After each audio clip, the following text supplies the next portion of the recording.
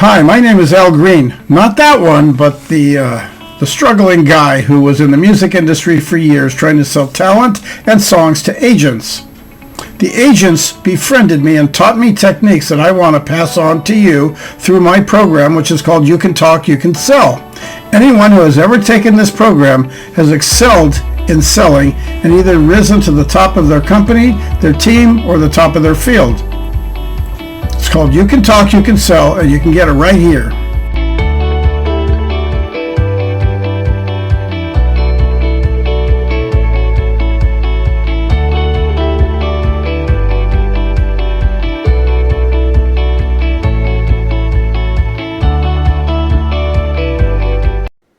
Would you accept $1 million to go close a sale today that you've been working on for ages and you have not been able to close that company or sign a contract with them because of their resistance?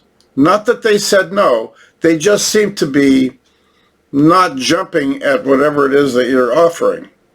Would you accept $1 million if somebody said you have to do it today, go there? Would that change the way you do things? Would that give you a sense of bravado? Would that enhance your courage? Would that make you think differently? Or would you actually have to think about that? Last week I met with a salesman who was representing a product that had some adjustable features in it, and the adjustability would affect his commission. So he wanted to do it a certain way, but the customer was not all that interested. And so by going in there and talking to the customer, I asked him, I said, what did the customer tell you he was interested in doing? And then he told me about this modification that the customer wanted to do. And I said, why don't you do the modification for him? And he said, well, that's really not the way that the product should be sold. And I said, well, let's say he were to offer you, somebody were to offer you $1 million today, literally $1 million, to go in there and close the sale and make the modification. Would it be worth it to you? I mean, come on, who wouldn't it be worth? I mean, come on. And the guy literally had to look up and go, I really just don't know. I got to think about this. And I said, $1 million, you have to think about it? It's a small adjustment that's not going to make one bit of difference to your company. It's only going to make a difference to you. And he said, well, I'm going to have a dialogue and I have to go into more detail. And I said, so what? If somebody's giving you $1 million, what do you care? So now the challenge that I have for you would be very simple. Can you go today, and go to that tough customer that you're having trouble with and close that sale today if you had to? Will you do it? Number one, what's holding you back? You know, there are people that really are intimidated by salesmanship. And one of the guys that I was coaching years ago, I said, now look, you've made the presentation, the customer listened to you, the customer acted in favor of it.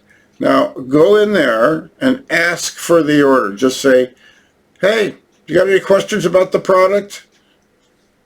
And if he says no, he's already answered them, then just say, great, then may I have the order?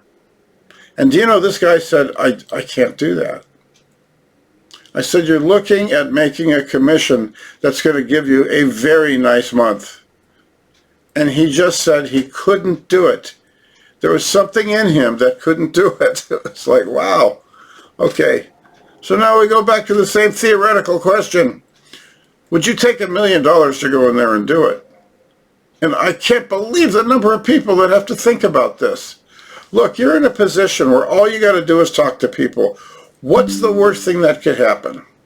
The worst thing that could happen is they say no. Big deal. In sales, when you learn how many people you're going to sell to that are going to say no, what difference does it make? Because some of them you can go back in and get a yes from. There are others that will say, no, I got to think about it. And one of the techniques I used to use is, what kind of things do you need to think about? Maybe I can help answer the questions. And then they would help them do their thinking process. There's lots of other types of closing techniques. If you're not familiar with the Benjamin Franklin close, look that one up. That helps people these are techniques to help people make up their mind. There's lots of different ways to do it without seeming like you're being resistive or you're trying to manipulate. And you don't do these types of closes with pressure. You just simply ask it as a question. You know what Benjamin Franklin used to do, and then you would go through it. If you don't know what that means, look it up on Google or wherever, and you'll see what I'm talking about. It's not something you're going to use every day, and it's definitely not something that has to be a part of your regular routine. But what it can do is it can help the customer make up their mind, because a lot of times there are people that want to say yes and they're just not ready. There are people that'll say absolutely not, and in the effort of just trying to talk to them, they'll change their minds, or they'll say, let me think about this. And then the salesman can use this because it's easier than saying no to asking for the order. Hey, imagine if you actually did spend the money and bought this insurance or this advertisement or this car, whatever it might be. The salesman I knew that would drive to the parking lot when the food trucks were there for lunchtime in a Ferrari or a Lamborghini and just drive in and let everybody look at it. And people would come around and he would say, hey, have you seen this car? And a lot of people would say, no, come on, check this out. And he'd invite them to sit in the car. And he'd hand them the keys and say, would you like to take it for a spin around the parking lot? And a lot of people would take the keys and say, no, I don't think I better. And he'd go, why not? You got nothing to lose. Well, I can't afford one of these. And the guy would say, listen, I didn't drive it here to sell it to you. In fact, I don't know if anybody here would really want to buy this car. Maybe the president of your company would. But do you want to take it for a spin anyway? And once in a while, he'd get somebody that would say no. And they'd hand him the keys back. Sometimes people would say yeah, and they'd drive the car around the parking lot. And then he would say to them, what do you think? And they'd go, wow, this is really awesome. Now, with that in mind, he'd go park the car, and then he'd go inside and ask to meet with the decision maker of the company, which was usually the owner or the president, a person who could afford that car.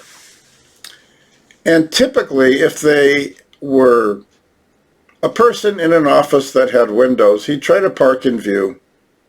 And basically, when he'd walk in to meet the president, he'd go, look, I just want to show you something. Do you got a few minutes? Can you step outside?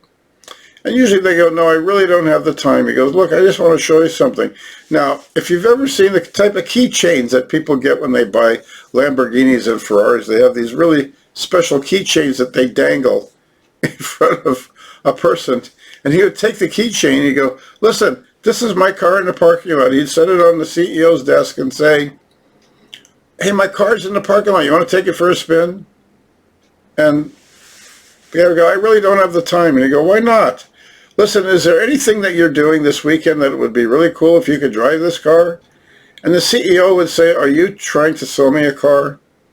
He goes, no, not at all. I just want to know if you'd like to use it for the weekend. Now, why would I do that? Am I renting it from you? He says, no. I wanted to finish up the business we started some time ago about XYZ contract. I just wanted to let you know that anybody who wants to come in on that contract, not sign the contract, not buy the products, but anybody that wants to come in on that contract, we let them use the car for the weekend. So if you have your golfing buddies or your family you want to take out for a ride, or just something fun to do, not to show off, but just to have fun,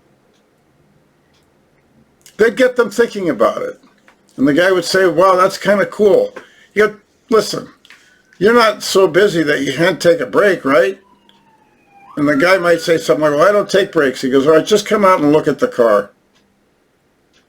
And he would walk him to the car and then hand him the keys, say, take it for a spin. Now, every once in a while, the guy would say, okay, listen, I have some people that make these types of decisions. I want you to talk to them. And then he would say something that's very, very, very professional that a consultant would do. Could you basically introduce me or give me an introduction so I can get their time? And he'd say, sure. One guy, and this salesman didn't have a lot of charisma. He just had the type of courage, the type of fortitude to walk in and do this. And what he did was he basically had the CEO walk him to the vice president's office and say, this is a gentleman by the name of Charlie Robinson. Charlie's representing that product, and I want you to take a look at it a little bit further because we need to make a decision. And I know Charlie's got some interesting angles. You want to listen to him? That would give him an incredible advantage. And believe it or not, once in a while, not every time, but most of the time he would close the sale. And then he would go to the CEO and he'd go, do you want me to have this car delivered to you on Friday night so you can have it for the weekend? And the CEO would say typically something like, I don't know. So he would give him an alternative choice close, and he would say, look, would you like it delivered to your house or to the office here? Now, what am I talking about? I'm talking about getting over yourself and just making sure that you go back in and you close that sale and treat it with the type of confidence as if you were handing these people the keys to a $600,000 car or $1 million car, whatever, as a gift for buying. Would that change the way you do things? Now, this salesman was very, very creative. And when you do enough selling, you get creative like that, whatever it takes. There's nothing immoral about it. There's nothing illegal about it. And there's nothing wrong with it if he gets permission from his agency that sold the car, because a lot of those cars aren't sold on parking lots. They're sold through agencies. And he got the permission to do this on the basis of closing the contract for something else. And when you work on that kind of a level, and you're dealing with people that run million or billion-dollar companies, and you're just talking to them about, not that they need the car, a car is a car, but they just want to have fun with it for a while. There are people that can do this, and they're not necessarily filled with charisma, but what they are is they are filled completely with courage. We have other names for it, but I'm not going to use the words that might offend someone. Just enough, without being a loud person, just enough to walk in and make these statements and do these things, whatever it takes to open the sale back up and close it. There's more techniques in the six-figure selling system, and I hope you join me with that.